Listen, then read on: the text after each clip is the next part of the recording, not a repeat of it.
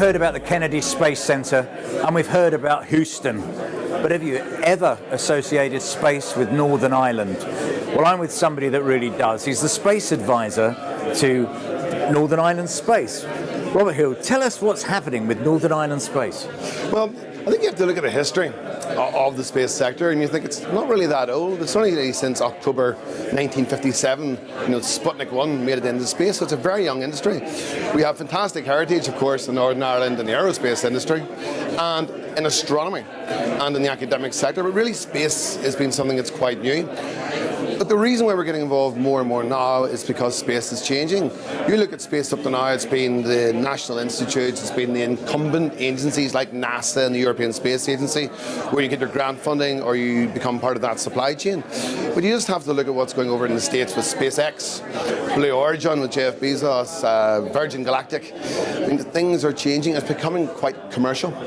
And getting in now, as we move from this incumbent institutional funding sort of type programs to the new commercial activities, is what we're trying to do in Northern Ireland. And a lot of it is the supply chain around the aerospace industry, just looking to do something slightly different. They have a lot of the skill sets, the same requirements. It's just building on that to the space sector.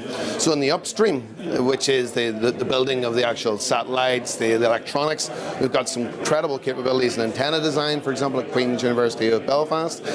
We now have, and we're delighted to have, Thales Alenia Space in Belfast. This is a prime that has now come in to Northern Ireland and is part of the growing UK supply chain.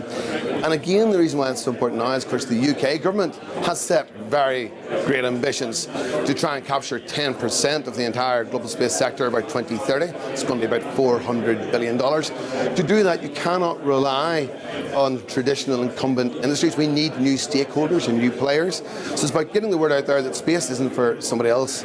It's actually something you can do, and SMEs can get involved now, whereas before the entry point would have been too high. But now, the rate that things are turning over, the technology readiness levels, you cannot wait 20 years to get the next widget into space.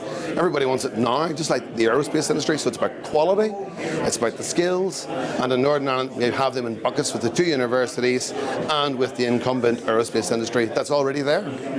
So I think it's fair to say, as far as Northern Ireland is concerned, watch this space. We Are Fin. Don't forget you can subscribe to get these and other news stories on wearefin.com.